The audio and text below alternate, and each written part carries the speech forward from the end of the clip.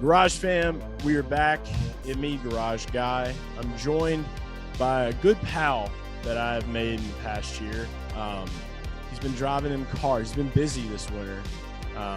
Staying warm when we're all freezing our nuts off out, in the wilderness of life. And I know it's probably snowing where he is right now.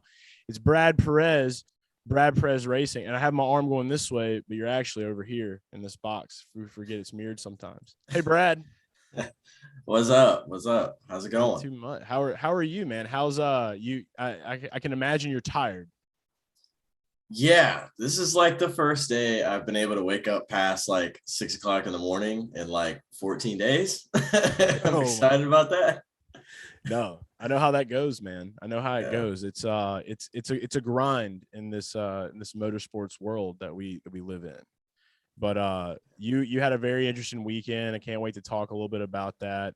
Before we dive off into the show, as always, this Garage Talk is brought to you by Hooters. Right now, if you get over to HootersToGo.com or download the Hooters app and use promo code GarageGuys, you're going to save $10 off any order, $30 or more. Okay, so do that. That's $10 that you could use to go and invest money in the poll picks that Brad is going to give out at the end of this episode. It's $10 that you could use to buy a sandwich. I don't know if maybe you could use the $10 that you saved at Hooters just to go back to Hooters and buy more stuff from Hooters. Okay, so again, promo code Garage Guys, valid at participating locations for delivery and carry out orders $30 or more, and that's the fine print. We don't have a fine print guy. Dale is not here right now. I don't see him. Do you see him? Is he in your closet, Brad? Pour one out for Dale. There you go, buddy. Pour one out for Dale. That would be some shit if he actually walked out of there. No, Dale's tied up with some family matters this evening, so it's all good. Everybody wish Dale a happy weekend. Hope he's well. But we're here for Brad. So first thing I got to talk about, your Twitter profile. You go by Brad Perez. What's the story on that? All right, so this one is it's a weird story, but this is definitely something if you're from Miami, you can relate to this. I grew up in mostly like a Spanish-speaking area. Went to a lot of predominant Spanish-speaking schools, and I don't have a Spanish first name. Obviously. I know where this is going. Yeah, so I used to get put in Spanish speakers class all the time, and like I could speak Spanish, but it's like, how come y'all just assume that? So like they just put me in the class, and the teacher never spoke English, so she just didn't know. So she'd be like doing roll call, and she goes Bradley or Brenly or Bradley, and I'm just like, present, I guess. And then I kind of got tired of that because she never used to spell my name right. And it's like, it's on the computer. Like, it's literally on like you can read it, and it's like, you can accurately spell it. So I was tired of that. So one day I was like, you know what? Let me just shorten it. So I was like, Brad, it's 4 letters. Everyone knows who Brad Pitt is, like there's a reference there now. And so I went to the food truck during lunch. So we had a food truck, and it obviously was a Cuban food truck. What? So this is where it goes. So I'm going to the food truck, and I'm putting my order, and they asked me for my name, and I say Brad, and then they write it down. And then they call me for my order, like over everything, like over the whole cafeteria. And they're like, Brad? And I said, damn. All right, you know what? Bread. That day I said, that is it. My name is now Brad. I've changed my Twitter name to that, and I have not changed it ever since. Dude, that is amazing. Like, I mean, that is like the farthest thing of where I would have thought that nickname came from. I think it's amazing that you've come this far. Like, you spoke no Spanish, and you were just in this classroom where they were just speaking Spanish all the time. No, well, I mean, so it was Spanish speakers class, like Spanish for Spanish speakers. Gosh. So like it's like everybody in that class was bilingual, but we would just basically learn advanced Spanish. But like, I don't know why they put me in that class, because it's like, I didn't want to be in no Spanish speakers. Like, I don't want You're to supposed to speak this language. Go here. Yeah. Like, that's like, why would I take AP history if I don't have to? Like, I don't care enough. So like, why are you putting me in Spanish speakers class? Like, you just assumed that I spoke Spanish. How did you know that? They assumed your language. Yeah. I was like, Terrible. That's messed up. I hated that teacher too. I still don't like her. I mean, I feel you on that. I would too. I think it's really interesting though too that you guys had food trucks, bro. Like we had the ladies with hairnets, and we had chicken nugget day on Thursdays where I went to school. I had a very small high school. I had like a graduating class of 50. So Damn. it was tiny, and so yeah, man, it was that would have been the coolest shit in the world to just like be like, I'm going to the food truck. You know, because some places when I got to college, bro, it was like at a mall, bro. We had like fast food. I was just like, damn, bro, like this is literally like going to the mall every day. So I think that's cool as shit that you had that. Did y'all wear uniforms? We did wear uniforms. That was the second part. So I went to a private high school in Miami. So originally I was going to go there to play ball, and then the program that they had there was really good. So I went. Ended up playing ball for 2 years, baseball, and then I stopped playing. Okay. And then I joined like on some High School Musical type shit. I joined the drama club.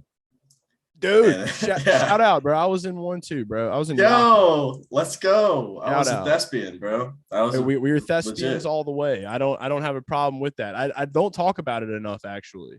But yeah, we had, I think it's interesting because like it's stacking up now because baseball player in high school and was thespian in the drama club. My first role was a redneck man named Virgil. It was the play was called Virgil's Family Reunion, and that was probably one of the highlights of my high school career after blowing my ankle out at playing baseball. So damn. Yeah, so I think it's interesting that you played ball, man. I didn't know that about you. When was like baseball your first love, or was racing like there as well? So I liked racing more than anything in the world. Like that was like this is what I want to do, period. Figured that out when I was like 5.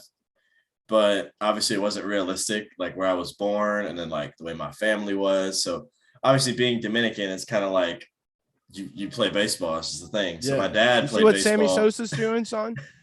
yeah. Basically, it was like that. Like I would go home, or I would go to DR with my dad and my family, and then like we would all be playing baseball on the street, and I'd be like, well, here I go. Then this is my thing, I guess. This is what we're doing. And then when I came back home, my dad obviously he played baseball. He used to he played in college in DR, like was scouted and all this stuff. And then he blew his ACL. So that's why he didn't go to the bigs. But so I ended up playing baseball since I was like 7 until I was a junior in high school. Like I played travel team, all that stuff. Damn, dude. I love hearing stories like that because like for me, we had like little league growing up, and we had we had some of the travel ball. Like I was, obviously there's an age gap between us. Like I was born in 92. What year were you born in? 97. 97. So not too bad of an age. I mean, we're still children of the 90s. So it's but yeah, the travel ball thing really popped off in like the mid 2000s, I would say. And yeah, we had some of our, my little cousins, they played in it, and it became way bigger than the little league scene. So, having that, I think that fundamentally is a big thing. But yeah, man, when you get involved in the world of baseball, for me, it's like the amount of work you put in. Like, I feel like, like if you're good and like, if this is going to go far. Like, was there like a moment where you were like, okay, this probably isn't going to amount to much? Or like, did you? Yeah, dude. Like, so when I was playing travel ball, that was honestly a big step for me because I thought I played a lot of rec leagues, and I was usually like a lot on the better side of the rec players. And then when I did travel ball, I was kind of humbled a little bit. So I tried a little harder to get a little better. And, I lifted weights for the first time, never done that. Like, really actually like went and had a pitching coach, and I started getting better at that. And then I think my last year of travel ball, when I went to become a freshman in high school, I did my tryout for the team, and I made the team, was in JV and all that, but I was like, oh my God, these are grown ass men. Like Yeah. I'm in this bullpen, like, yeah, I could throw like a pretty nasty sinker at like maybe low 80s. But then you got like this guy who is like 6'2", like 250, and he can throw like 90 miles an hour. And I'm like, yeah, sorry, I'm not cut out for this shit. Yeah, dude. Look, I'm right there with you, man. Like going up through that, it was I was decent at hitting for a while, and then I was just a fielder, dude. I was an outfielder, but I was a short, chubby kid. Like I didn't hit my growth spurt probably until I was like 17 years old, so it was just way too late Tough. for me in life. And like Yeah, so that's tough. yeah. Yeah, like it was I was definitely a late bloomer for sure, man. And so like getting to ninth grade looking like the small child and seeing that, like it's very relatable Yeah. stuff there. Yeah. So I totally get it. And I think it's cool too, like because with you, like I guess not really having the resources or whatever, to get into racing, like where was it like once you graduated? Is that like where you gravitated towards? Like how did everything kind of come into play now? I mean, you just finished up an ARCA test. You've ran a race for ARCA in the past. Am I right on that? Yeah, Watkins Glen last year. Yeah, so you've done a road course race, an ARCA car. Yeah. And I mean, so it's like now you're kind of putting it all together and it's just kind of like starting to snowball a little bit and build. But where was kind of like that first door, that opportunity that you saw? Like what got you kind of like to the point that you're at now? So I'm kind of actually going to add upon the baseball conversation. So I had to do something competitive. Like obviously, I knew baseball. It was the only thing I could do at the time that I knew I was good at, other than racing. But then kind of once I figured like, okay, I'm not going to be at the top level unless I like commit 100 million thousand percent and like get bigger and all this stuff. And I was like, it's not. No, I don't think I'm not passionate enough about the game for me to do that. Um, so I figured, all right, I gotta make a decision here. So that's when I joined drama club. So I freed a lot of my time up, and then in doing so, I actually started running a bunch of indoor karting leagues. So I got back into racing because I was doing a lot of like online racing, like in our 2003 at the time, iRacing a little bit, and it just wasn't enough. So I figured, you know what? Let me like drive a real car for the first time in forever. I was like 16 at the time. So I started doing like K1 speed type stuff. I did like, different indoor karting leagues, and I was doing really well. And I was like, oh, damn. Okay. So like maybe the internet stuff can translate to something real. Like obviously it's just rental karting, but like Right. it kind of meant something because it was a real car. So that's when I was like, okay, let me see what there is in karting. So that's what started my real karting career, where I actually was racing real against like real people, like at races where Robert Wickens would show up, or Juan Montoya, Felipe Massa, like all those people. Wow. And if it wasn't honestly for that and me quitting baseball, like at that time, I would have either been way too late to the party or like too early to realize what I Yeah. should be doing. Timing's everything, dude. Like, Yeah. so the cart thing interests me a lot too, because like obviously I have no plans on becoming a driver by any means. Like I like the space that I'm in. I just love racing in general, love the culture around it. So, and there's a lot going on there too. But I guess like if I was gonna, I feel like if I were to like have entered anything, like when I was a kid, you remember the Disney movie about the girls that had the NHRA drag cars? Yeah, the Um, Erica Enders story. yeah, yeah. I watched that and like tried to beg my dad to like buy me a drag car. He was like, it's too much, man. I'm like, you like NASCAR though, Dad? Like, just imagine I could just run straight line. It shouldn't be that hard, you know? And like, me being a little shit that I was, dude, like I didn't like I know a lot more now to it, but the go-kart thing is like a way that a lot of people have gotten into it. And I mean, it just like for some people, obviously it's fun, it's a hobby. I love riding go-karts, but the more I've learned about the competitive karting world, man, it's that is a huge thing, like Dude. everywhere. And there's so many different facets. It's what's fascinating to me is that there's so much racing going on all around the world at all times. And it's just nobody knows about it because it's not like put out there in that bigger light. So looking to see more stuff like that. But you were doing that in Miami at the time? Yeah. So I went from like one very difficult sport to be successful in Miami, which is baseball, because like every player's son or like some guy who moved from Cuba with his whole family and like a bunch of foreign players show up and just absolutely rake.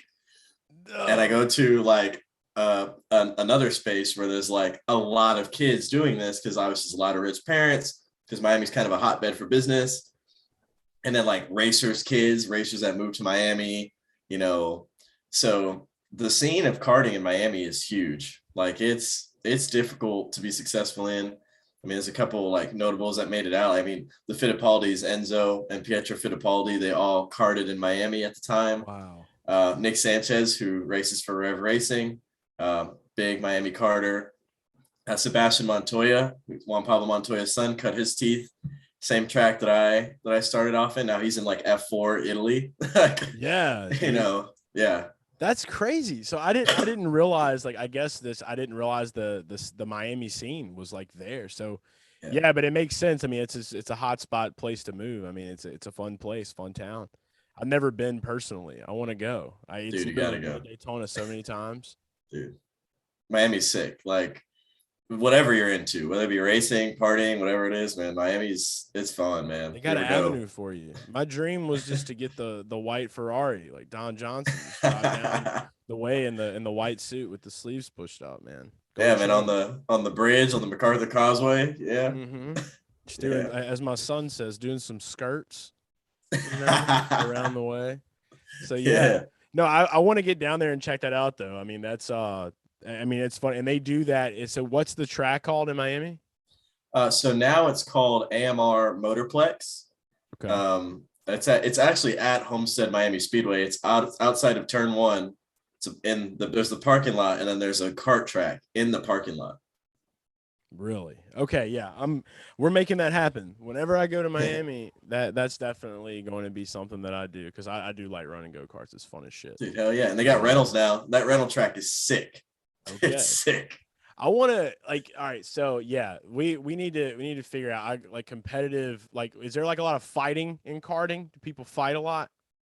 Yeah, I think my first fights as a person I'm not a fighter. Like you said your first fight as a person? First fight as a human being. When were you not a person? I was not a person for a long time. I was just like like where are you from, Brad? Dude, you're a piece of bread now. It's a anamorphic bread. Yeah, anamorphic carbohydrate. Oh shit. So the fight. What was this fight? How do they fight? Do they got hands? I mean, I tried to make it that way because I was pissed. Like, I don't fight. Like, I am not a fighter. I was in high school. I never fought once. People used to yell at me, scream at me, call me shit, and I'll look at them like I don't know. Like, be mad, I guess. like I just want to fight people. It works sometimes. And I'm small, so it's like, what am I doing fighting? Like, I don't know. Why you want to fight me, bro? Like I don't even want to fight you. Like, pick your own other fight. I don't care. Go punch yourself in the face. Yeah, like so I was karting. It was just my first national karting race. It was at Homestead, and it was this guy who would always race us in these the local races there, and grown ass man, like used to race Formula 4, like used to race in Europe, like older guy.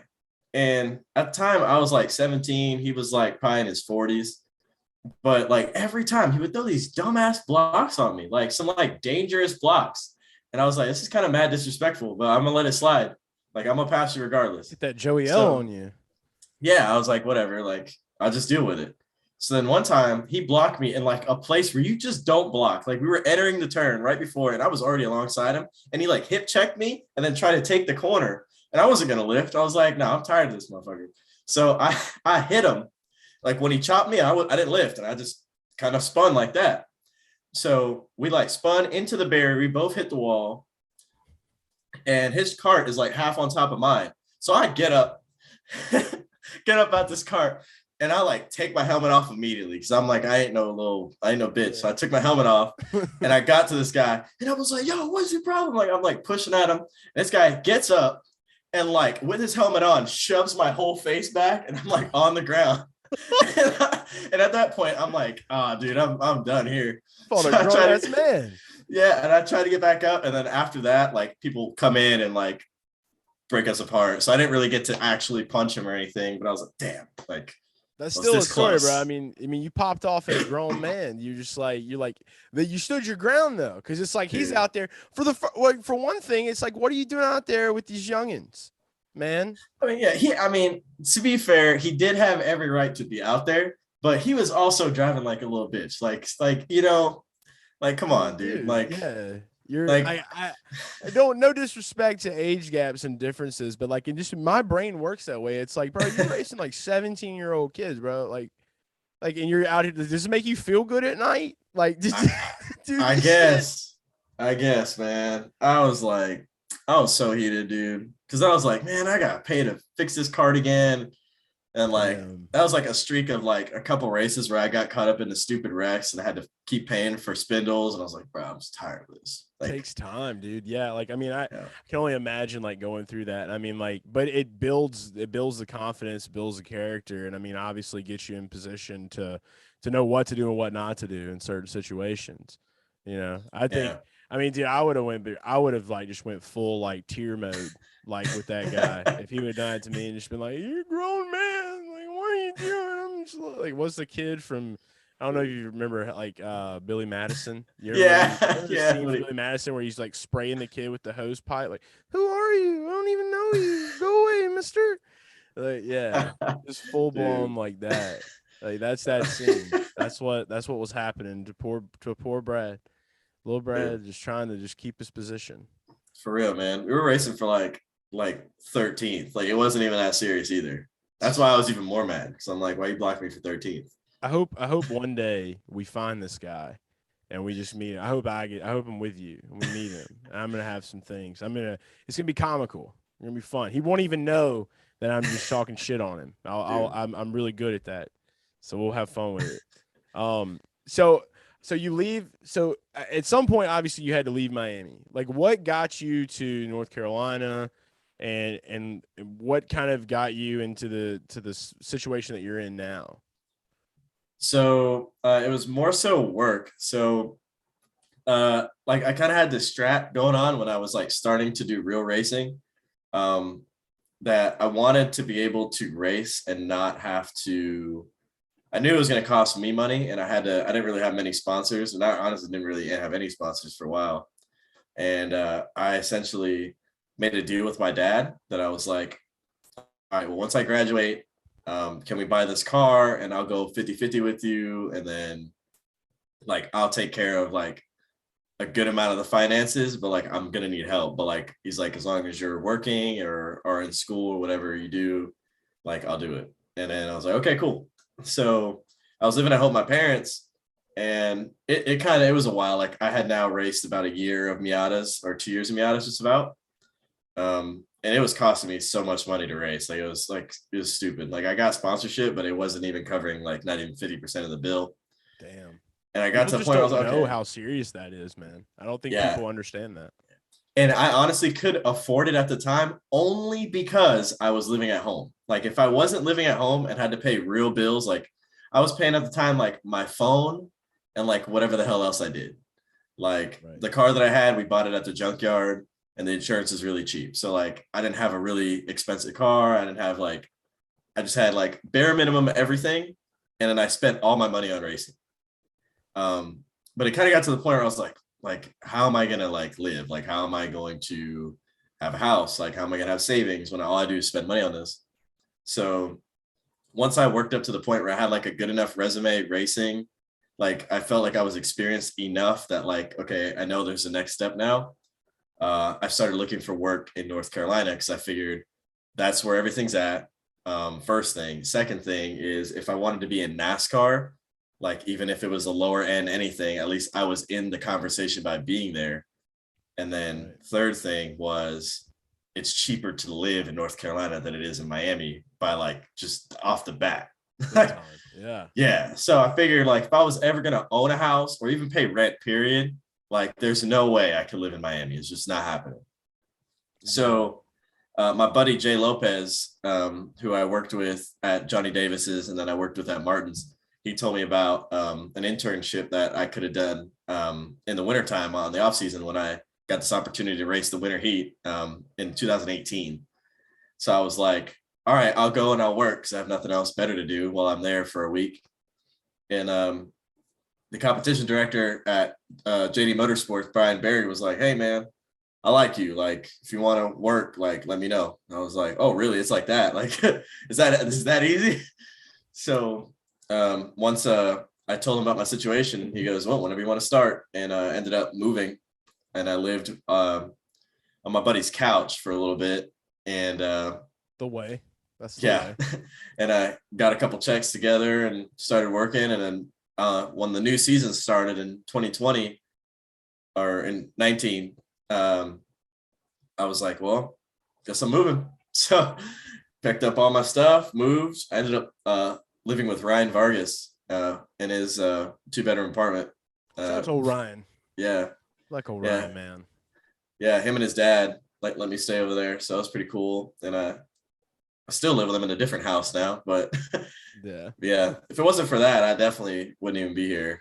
That's the beauty of it, man. It's just like about who you know and like who you meet along the way, man. Like and I think that's a tribute to a lot of different like stories. And I mean, like you're still building your story up to where, you know, and there's so much more to go in the journey too. And so I'm sure there's a ton of people out there in the racing world that can relate because most people that are watching racing on TV, you know, you see these guys and these drivers, nobody really understands like what it takes to get there and like how difficult it can be. So I mean, it really takes a lot of willpower and a mindset just beyond what most people will take. So I mean, it's a testament, dude, to like what you're doing and you know how you're, you know, getting everything formed now.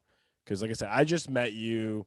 We met each other for the first time in person. I think it was Talladega in 2019, and we had great conversations. We didn't talk much about this, so it's kind of like it's awesome because I'm really getting to kind of hear your story now. We were talking a lot about music at the time and like the direction of NASCAR and those types of things, which we have a lot of similarities, obviously. So I'm kind of hyped to hear that I Set My Friends on Fire is going to be playing in Charlotte at the end of the month. You gotta come through, man. Come on. I know, man. I love Nate, dude. Like, it was so cool getting to meet him. He's another guy I never thought I would meet through motorsports.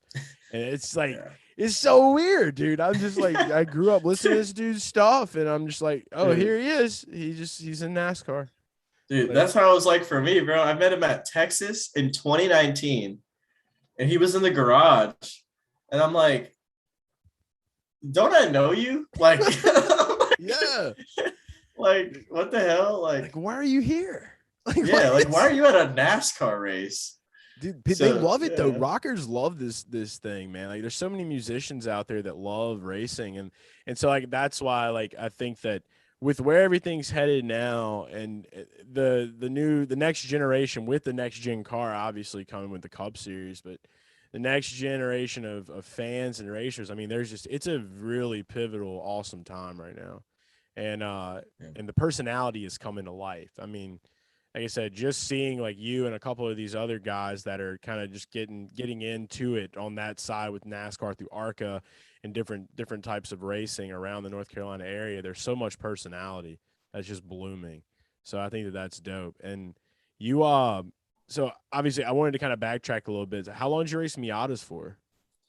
So I raced Miatas so we bought the car in 15. I didn't get to race much. So 15 is when I graduated high school.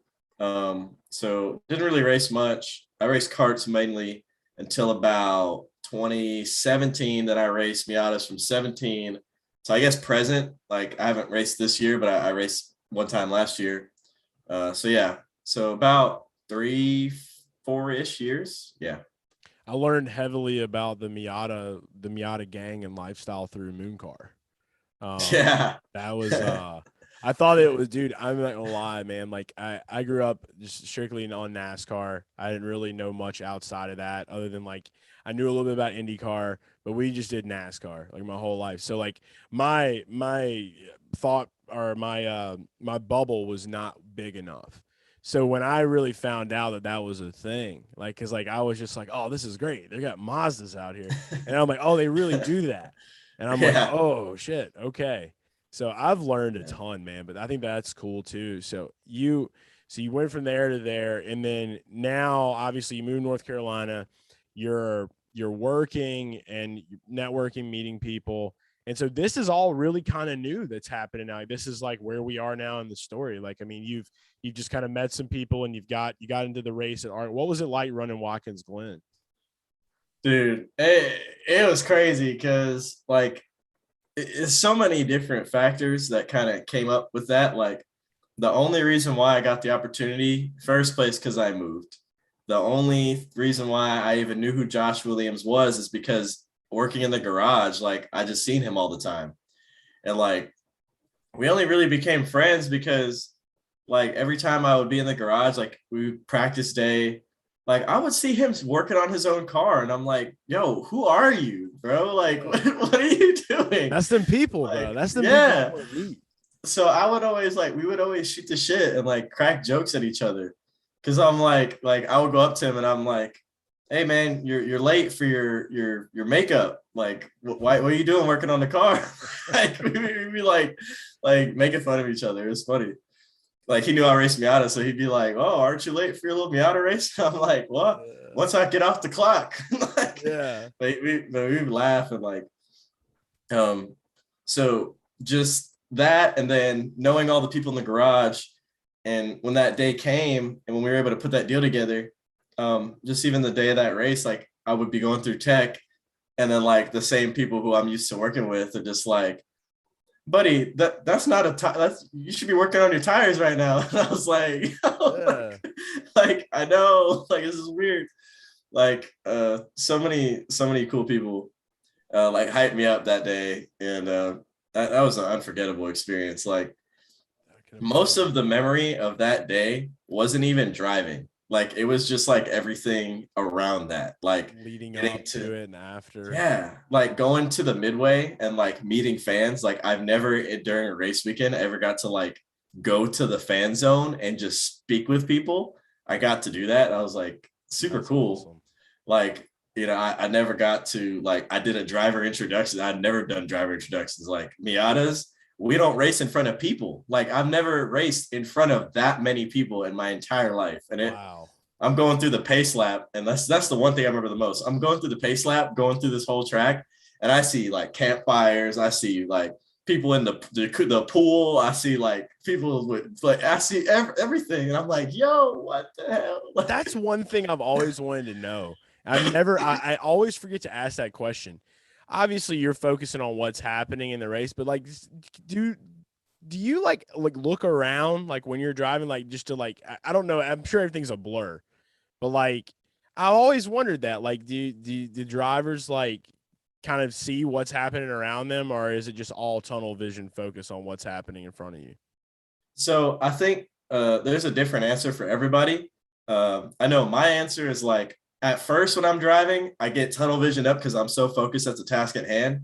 But once I get comfortable in a car and comfortable at a situation, I like open up and I kind of look around. Like and the Miatas, like because I had raced Miatas so much, I got so comfortable with the car and like comfortable with the tracks that like I raced this 14-hour race at Sebring one time in a Miata, and like I'm in the middle of the stint, and like I go into turn one every time, and I see this person sitting on the bleachers, and like I would turn in whatever, and I'd see him all night, and then I don't even remember consciously like remembering that, other than just like the moment that he left the grandstand, I remembered it, and I'm like, where'd he go? Oh, he's Like, not there anymore. he's not there Yeah, anymore. Like that's the thing. Because like just stuff like that. I've always tried to like because you know how like all in the stands they have people that are always just like every time like a Kyle Busch or somebody comes by, he's fuck you, like so it's like that kind of shit. I always have just wondered like in my head I'm like why are you doing that? Like they can't even see you. They're not Yeah. gonna respond to you. Like what? So in the stock car, it's kind of hard to see. So like you really can't see much. Like coming out of that, like unless it's like the windshield and like maybe a little bit on the side, you can't really see anything. But like under caution, like whenever we're going so slow, I can see people. Like I like at the Glen when we were under yellow, like I could see faces. Like I was going down back straightaway. I could look my spotter in the eye when he was on the thing, like, you know, Dude, it's like like going in the enhanced vision, like the adrenaline going through you, like maybe. yeah. I don't Yeah. know. Well, with more adrenaline, I see less, I feel. Yeah. I don't know. You Yeah. paint a good picture of it though, because like I can kind of see like how that could work out now. So Watkins Glen was the first one that you had, and now this past weekend you had a busy weekend. You got to test at Daytona. Obviously, that's special. I wish we could have stayed an extra day or two to get to link up with you and see you. But your first time, was that your first time on running Daytona as a track, right? Like how was that? So I've been there to race. So I've been there as a crew member. I've been there to race. I've raced Miatas there. I've raced a couple other types of cars at Daytona before. I've obviously crewed at Daytona a couple times, but I never raced the big track. So I always raced the road course. And I experienced the draft, but the draft at like 120. Never quite the draft at like 190. So what's that like? What's that difference like? Dude, it is like so when I was doing the single car run, the first time I go into turn one, like everybody tells me like don't lift, and I'm like, duh, like why would I lift? So I'm like going into turn one and I'm like, damn, that's pretty damn fast. Like I'm like, yeah. I saw he's getting faster and faster coming. So I'm coming off of turn two on the apron and I'm going down the back straightaway, going into three, and I'm like, damn, that's kind of fast. Like, and I go into the corner and I'm like, oh, it's getting light. And as soon as it goes in the corner, I'm like, oh, damn, that's heavy, man. Yeah, so I'm like, I come off turn four and I have to like readjust my whole body because like my head like dipped below the headrest because I didn't realize how much G-force was going to be in the corner. Wow. And then once I fix that, like I go in the corner, I'm like, okay, now I'm going to the corner, I'm like, okay. Kind of know my position. Yeah. Now I'm like, okay, this is boring. After three laps, I'm like, all right, this is kind of boring. But then once they introduce the draft, like you get behind somebody and your whole car is just like yeah, it just like moves. Dude, you're just moving like crazy, like darty. And it's like, what the hell? You get in a corner behind somebody and you could feel how much more faster you're going when you're behind somebody. Like I go in the corner and the G-force is even more so because I'm going faster. And I'm like, damn, like now I'm like, I didn't get in a pack of big, like a lot of cars. Like it was like only 2 or 3 cars. But now I'm like, dude, imagine like what those cup guys feel when they're like 3 wide, 4 deep. And I'm like, how the hell do you hold it straight? Because like all the turbulence. That's the main thing that I've wondered too, is just because like once you hit that draft, man, like it's just, especially doing it for your first time, like I don't, and I mean, maybe it's just because like obviously you have good instructors, they tell you what not to do and what to do. And as long as you just follow that exact game plan, you're going to get it quickly. Knowing me, I'd be like, well, maybe there's some kind of advantage here. And like, I just always would think like somebody has had to like say, well, what if I do lift? You know, obviously they know what's going to happen, but it's like, I couldn't imagine just like what that feels like. The sling of just coming up from there after lifting and just like rock, like just piling a wall, dude. Like that's, yeah. It's gotta be raw. Obviously the cars are really safe now, but I think it's just a really cool thing that like, it really is about the structure of it. Like just getting in there and just doing what you're told to do. And as long as you follow that, it's just like releasing that fear too, because so many people would be scared to death, dude, probably to go through that. So it's a testament. There's a lot of fearless people. Like you can't have the fear in you to drive. Shout out to Ricky Bobby with the Cougar, you know, he had to get it out of him. But so I think that's a big thing. And that obviously transcends outside of the car and into life too. Cause I don't know many race car drivers that are scared of much shit out there. Can't be. Like I always have to check myself because like I'm not necessarily scared of crashing or like any of that. Like I'm not scared to hit a wall at 180. Like it's whatever. What I am scared of is my bank account. So that is my check. The check on me is like when I do something and like for instance, I had to experience that this weekend in the legend car where like I told him, I'm like, dude, I go in a turn 2 and that thing's so damn sketch and I feel like I'm gonna wreck the thing. And he goes, well, stop being a pussy and just drive the damn car. And I'm like, all right. That's that Like, energy. yeah. And I'm like, I'm not scared of a crash. I'm just scared I gotta pay for it. Like, but Yeah. that's like, I gotta defeat that. Like, you know, like the drivers who can not have to worry about stuff like that and like just worry about like, I gotta just hit this corner as fast as I can and I can't think about the consequences of it. Those are the guys like the Kyle Larson types. Like that's like those the fast guys, like all the fast, fearless guys, like Reddick, for instance. Like they're not afraid, like they don't even think about that stuff. They just go out there and like, you know, Do chip you it, you think that know. that's something that maybe like some of the smaller car teams they experience? Like if you experience that, do you think that that's what is that like the thing that could like keep people from really showing a lot more of their talent? Yeah, and that's what that goes to show like the adjustment that some of the small team guys have to make when they get their big shot, you know?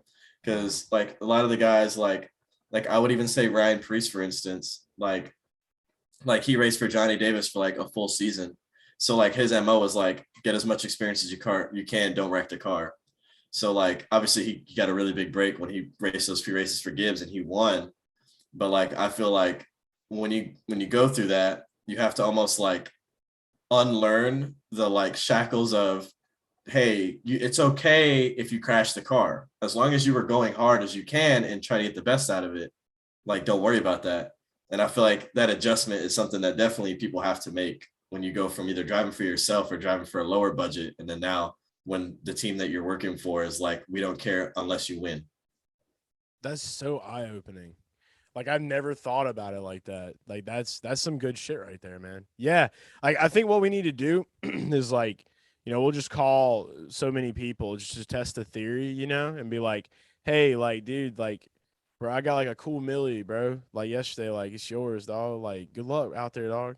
Just like, tell them like we got this money waiting for you. Like, just go to a bank and ask them if you could take like a photo of the vault and then Yeah. just see what happens.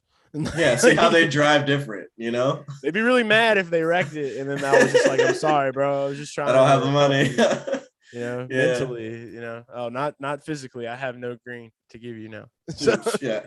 You know how many things I would have done differently if I knew that I didn't have to pay for what I crashed? that's Oh man. nuts. I feel like I would have That's been so much better. that's so crazy, man. But it is like, dude, that is something that's so awesome, and like people, it's not really awesome, but it's awesome to know that it gives a new perspective for people to look at some of the guys that are working their way up, and some of the guys maybe that are even in Cup that are that usually the people that stay towards the back or Xfinity and different things like that. So whole new outlook on it. So thank you for that, Brad. Thank you. No, you're welcome, Aside man. from the ARCA test, though, obviously it had to be incredible, and it was an incredible experience. It sounded like you had the winter heat, this winter heat. How did you do in that race, and what's the vibe around that? Man, like I love legend car racing. Like I think it's harder than NASCAR. Like all Like it reminds me honesty. of like gangster cars from like the 20s, dude. Like you got Yeah. like the AK out the window. Yeah, they're like You the know, little mobster cars, like the man. old 34, yeah, 34 coupe, like the Yeah. old Ford, you know. Yeah, dude, those cars are freaking hard to drive. Like let's say if I was gonna compare the ARCA car to a legend car is like an 8 out of 10 hard to drive, and the ARCA car is like a 4 out of 10 hard to drive. Holy shit. Like I used more effort trying to drive this legend car than I did the ARCA car by like a And they're lot. way smaller than ARCA cars. It's just they're just so hard. Like it's so much power. Like these things weigh like 1,300 pounds, but like you have like a 1250 cc engine in it. Like you're hauling ass, and you have like such a short wheelbase that you turn in the corner and the whole car goes whoop, and you're like chasing it. Like you're literally turning right to go left. Like you're You're dirt wheeling racing on that thing. asphalt. Yeah, and the tires are so hard. You're wheel spinning everywhere. Like Holy it's shit. hard. Yeah. So I was like, I love doing legend car racing because I feel like it makes everything else seem easier.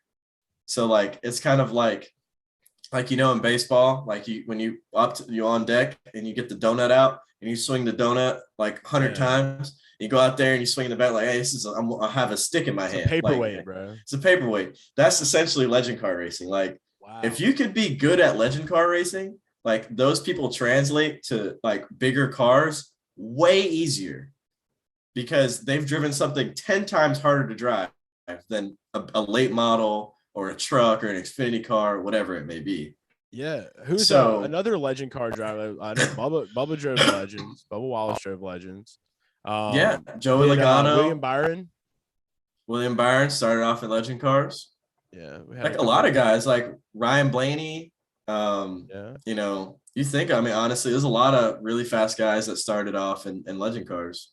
Holy shit. Okay. So I need to get to a legend car race, but I probably will still be that guy. Like, just don't take any offense to it. I will definitely have a fake, like, Tommy gun, like, suspenders and just be like, I'm here for my car. Like, where's my car? Like, I don't know. Like, dude, I will never get that image out of my head, bro. Like, ever. Like, it's just, and I feel like it works. Like, they should do a theme. They should do a themed race like that. Like, you run from the cops. Bonnie and Clyde car. Yeah, dude, all the way. So, so you did that this weekend, and how'd you end up? Dude, I was bad, dude. This is my second weekend doing it. So this was round 3. We did round 1 and 2 last week. I qualified, so I didn't get practice, and they changed the layout. I didn't get practice because I was at the ARCA Test. So I come on Saturday morning. I am tired as hell. Get in the car and practice, and I put it like 8th, and I'm like, okay, I'm impressed. It's like 8th out of 22. All right, I'm like, whatever, I could deal with that. So I go to qualify, and I didn't warm up my tires. I just went straight to go. I was like, we're going. So I'm going, and I put a lap down that's like 6th fastest on the board, and I'm like, all right, hell yeah. And I'm like, but I know I go faster. I mess up in turn 1. I mess up in turn 2. I'm like, oh, no, we getting the rest of this lap. I go into there's like a little chicane. So it's like a hard braking and a left and a right. It's like 2 tire barriers right there. I go on the brakes and I lock it up. Lock up the front tires. And I go straight head on into this fence, like into the wall. Damn. Like full on, boom, like just into the fence. Radiator busted, steering arm busted, like upper control arm, you know, both fenders done, hood done.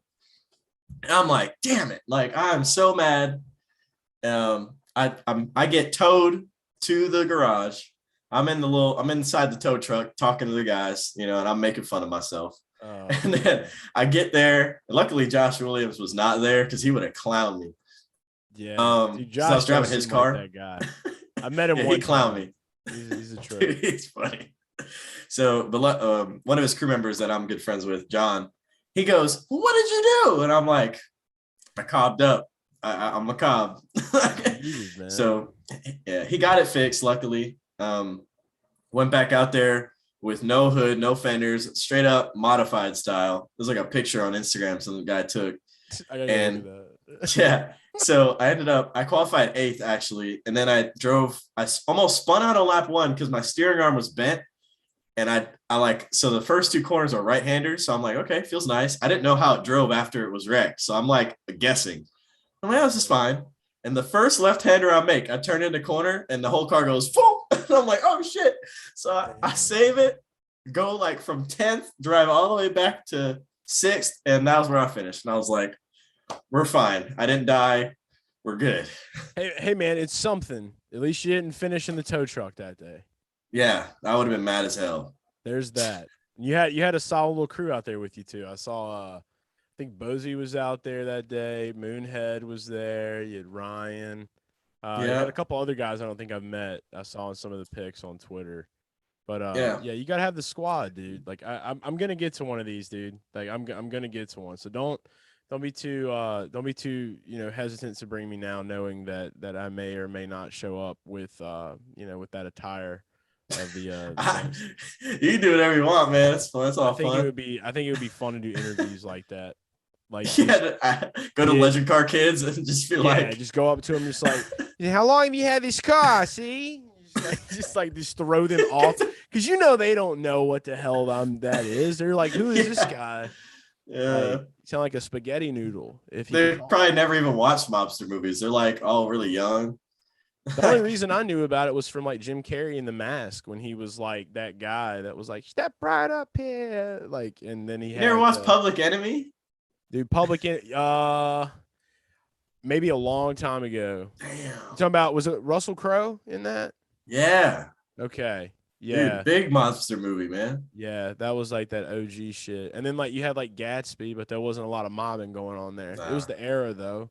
Yeah. You know, like Penguin from Batman, he was definitely a mobster before he like got like pissed on by penguins or whatever, however the hell he became what he became. So yeah, I'm trying to think, what was another mobster movie? There's got to be a couple of them. I'm missing a lot. So much, dude. I mean, you want to think Gangs of New York, but that was even way before then. They didn't have cars. Yeah. That was like the real OGs.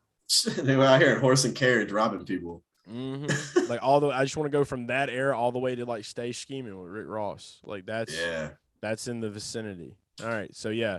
All right, legend car video of Brad with Stay Scheming by Rick Ross and watching Public Enemy and remaking that with Legends cars. All right, so that's what we're gonna do with that.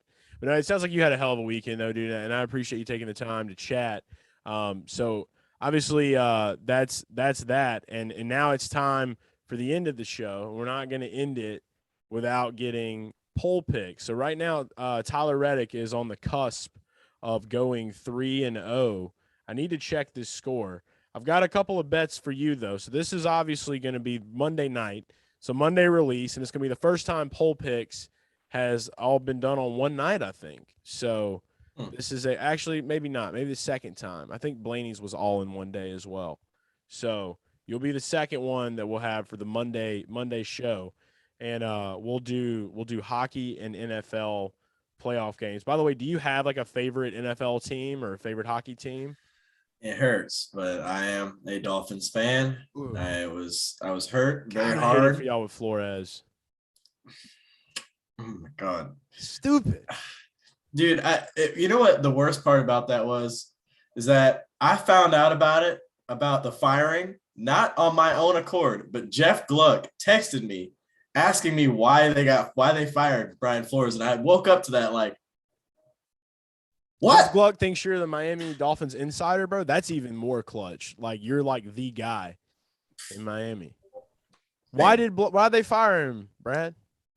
They fired him because they're a piss poor organization, and I hope the GM feels bad because he did not need to get fired. The offensive coordinator needed to be fired. I'll leave it at that. I can agree. So now Flores gets to go on a trip. Maybe they'll change their mind and re-sign him. That'd be like the first time that ever happened in the history of life. And I think the fan base would actually be happy about it. Yeah, no, I want him back. So maybe they would, because if not, I really think he's going to Denver. I think he's going to go to Denver. And then they're going to go to the playoffs. Yep, probably. Yeah, I hate it for you, bro. I really do. But be happy. The Patriots got bounced real bad over the weekend. I knew it would happen. I predicted that it would happen. We all kind of knew that one was coming. I could have said that on week 2. I knew it would happen. Mac did okay, but everybody else sucked dick, dude. It was rough. Yeah. So Tyler very well may go 3-0, dude. It's 23-17 49ers right now. So it's well under 50. It's getting close, but they're in the fourth quarter, so we'll see. Cowboys suck. But let's focus on your poll picks now. So let's go ahead and start. So Brad Perez, poll picks. It's time. Okay. So Sportsmail, we're going to test the sports brain, see if Brad can go 3-0 on Monday night. Here we go. We're going to start off with Arizona Cardinals and the LA Rams. Okay. Playoff game. Wild card game, wild card boy. Shout out to wild cards nationwide. The spread for this game is 3.5, with the Rams being favored. We have over under at 49.5, and the Cardinals money line is plus 155, and the Rams money line is minus 180. So Rams are favored. What do you like there on that one, Brad? I will give it to the Rams. I really can't really say that Arizona's defense is going to show up any given game, honestly. Obviously Arizona's a pretty good offensive team and they had a really good record, but they have some loopholes. And I feel like if the Rams running game is fire like it usually is, Arizona's not going to be able to contain them. So okay, so we're just going to go all in with the money line. So we're taking Rams money line. Yes, sir. All right, Rams money line for that one. Next one, we have the Nashville Predators and the St. Louis Blues over in Hockey Town. So we're going to go ahead and start with that. The puck line is set at 1.5 with the Blues being favored. So -1.5 Blues, and we have +1.5 for the Preds. Over under is set at 6, and the money line for the Predators is +110. The money line for the Blues is -130. Brad, tell us what's happening on the ice. So I am not a hockey guy. I know very little about hockey, being totally honest. But I do be watching the highlights sometimes. I do know that Nashville is pretty decent. I know obviously the Columbus is a really good team. But I'm gonna go with Nashville. All right, so Nashville money line +110. So that's a little cheddar right there. Bet 100 to get 110. All right, so we got an underdog. One underdog pick is in. So we're going with the Preds. Okay, and the last one, we'll keep it on the ice. We'll keep it cold. It is cold in North Carolina. It's snowing its ass off. Everyone is either A, making snow angels, or B, trying to wreck on the road ice out there because the streets are streets closed. Streets closed. Not closed, but people are having fun. So okay. Big fun, slipping and sliding. All right, so the late game for hockey, we got the Pittsburgh Penguins and the Vegas Golden Knights. All right, so this is the late game on the ice, night ice, as we'll call it. Puck line is at 1.5, as usually is. And you've got the Pittsburgh Penguins as the underdog. So +1.5 for that puck line, -1.5 for the Vegas Golden Knights for that puck line. The over-under is set at 6. Two good teams here. So that looks pretty good.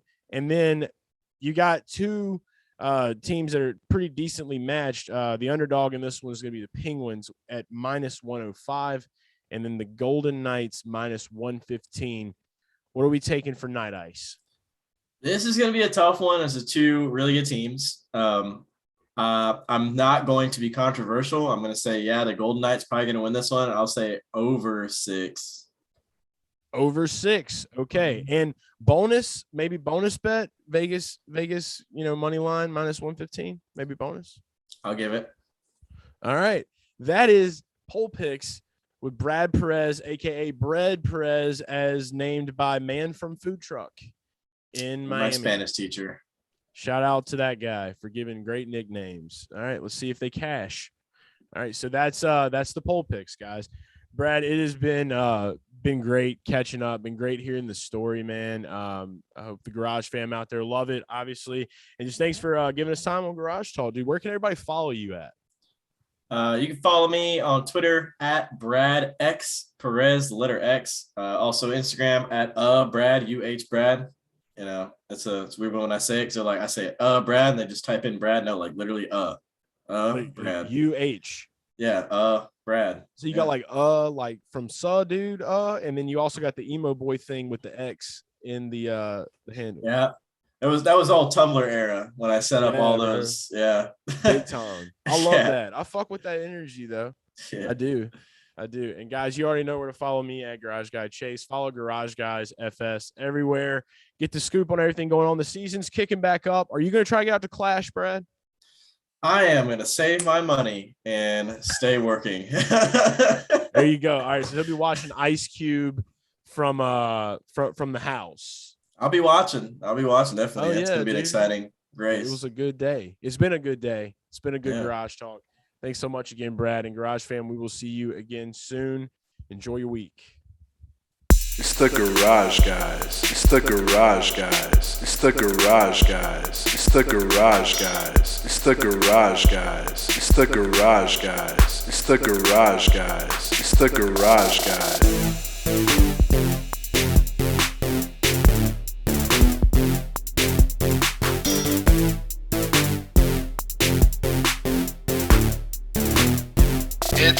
It's the Garage Guys.